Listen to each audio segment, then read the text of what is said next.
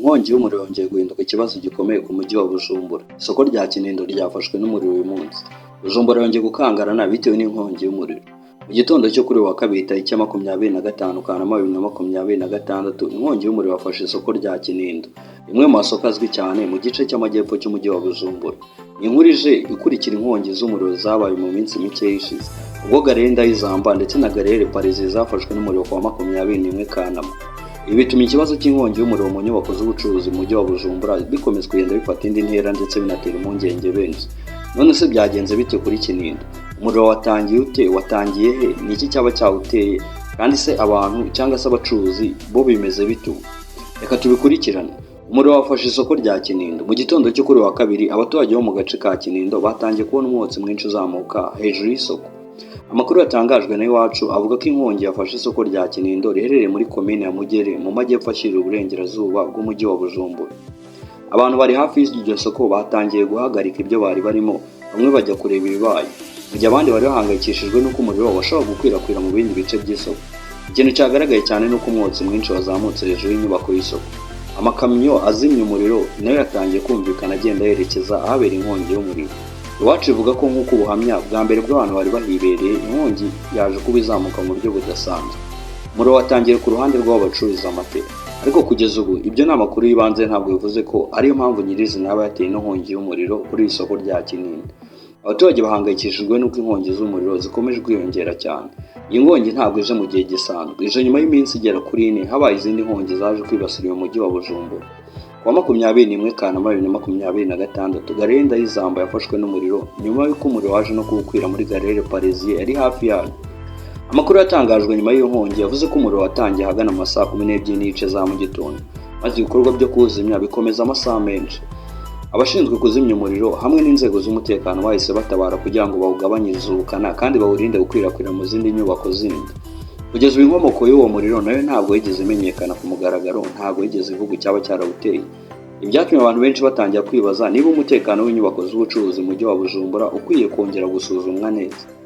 Kuki ibi biri kuba biri guteza impungenge cyane? Iyi nkongi y'umuriro ifashe inyubako y'ubucuruzi ntabwo igira ingaruka ku nyubako gusa. Hari abacuruzi bashobora gutakaza ibicuruzwa bari bamaze imyaka myinshi baruhira bacuruza, hari n'abashobora gutakaza ibikoresho byinshi bakoreshaga. Kandi ku masoko aho usanga ibicuruzwa byinshi byegeranye ahantu hamwe, umuriro ushobora gukwirakwira cyane vuba ukangiza byinshi.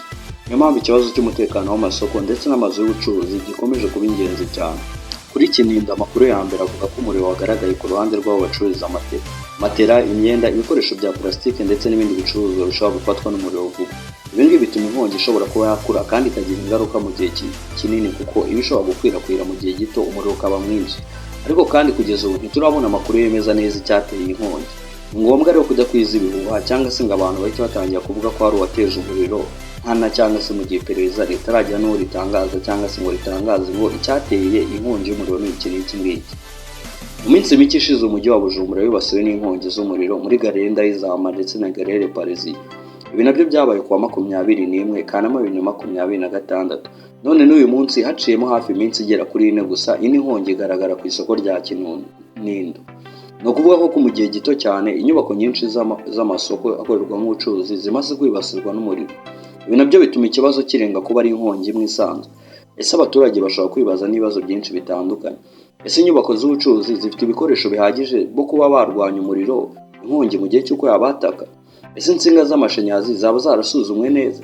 Ese ibikoresho bishobora gufasha mu gihe cy'uko umuntu yaba agize ibibazo birahari? Cyangwa se nta buryo bw'uko ushobora ugasanga uburyo bw'uko haba sirikwi ni uburyo bworoshye cyane? Ese ahantu hose hari inzira zo gutorokera cyangwa kuba umuntu yahunga inkongi y'umuriro harahari mu gihe cy'uko ibibazo byaba? Ibi byose ni ibibazo by'ingenzi, ariko ibisubizo bigomba gutangwa n'inzego zibishinzwe nyuma y'igenzura ry'iperereza. Amateka y'inkongi z'umuriro mu masoko y'u Burundi. Ikibazo cy'inkongi mu masoko y'u Burundi si ikibazo gishya. Raporo yatangajwe na Ejo Heza News nyuma y'inkongi yo ku wa 21 Kanama yagarutse ku zindi nkongi zabaye mu masoko atandukanye, harimo n'iyo yageze ku kwibasira isoko rya Kinindo mu myaka yashize. Iri naryo ryigeze guhurwa n'umuriro. Hari kandi inkongi yibasiye isoko rya Planche de Jabe muri Kamena 2026 ndetse n'izindi nkongi zabaye mu masoko atandukanye mu gihugu. Ibi byose bituma ikibazo cyo gukumira inkongi mu masoko gikomeza kuba ari ingenzi cyane. kuko iyo umuriro utangiye mu isoko akenshi usanga hari ibicuruzwa byinshi byegeranye kandi abantu benshi baba bahari, bikaba byateza n'igihombo kidasanzwe n'abantu bakaba babipfiramo. Abacuruzi n'abaturage bakeneye kumenya iki muri bino bintu? Ikintu cya mbere ni ugukomeza kwirinda. Ibintu bishobora guteza inkongi y'umuriro bagomba kubyirinda cyane. Amashanyarazi agomba kugenzurwa kenshi. Ibikoresho bishobora gufata umuriro ntibigomba kubikwa ahantu hashobora kuba hateza impanuka. Kandi inyubako z'ubucuruzi zigomba kugira ibikoresho byo kuzimya umuriro ndetse n'inzira zisobanutse zo gusohokeramo mu gihe haba habaye ikibazo umuntu akarokora amagara ye. Ikindi ni ubwisungane cyangwa se ubwishingizi mu kwivuza. Mu gihe ibicuruzwa byangijwe n'inkongi, ubwishingizi bushobora gufasha umucuruzi cyangwa se kuba yatangiza indi business mu gihe cy'uko hari habaye ibibazo nk'ibi ngibi. Ibi ni bimwe mu byo abayobozi b'u Burundi bakomeje gushimangira mu biganiro bijyanye n'umutekano w'inyubako z'ubucuruzi.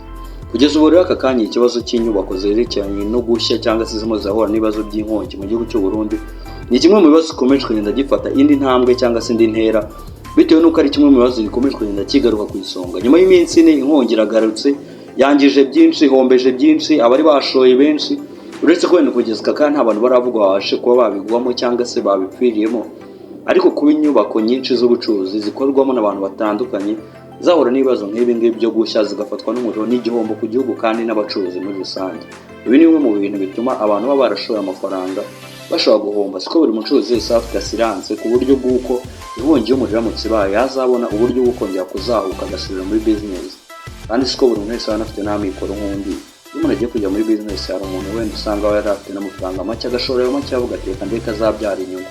Ejo habaye ibibazo by'inkongi y'umuriro nka gutya ntago aba afite icyizere cy'uko azongera kubura umutwe ngo abone igishoro cyongera kumufasha gutangira ubuzima bushya. Kandi ntago inkongi y'umuriro n'ibi bintu bya accident ari ibintu umuntu aba yateganije ku buryo bw'uko avuga ngo yafite ubushobozi ndetse n'amikoro yo kongera gutangira bundi bushyashya.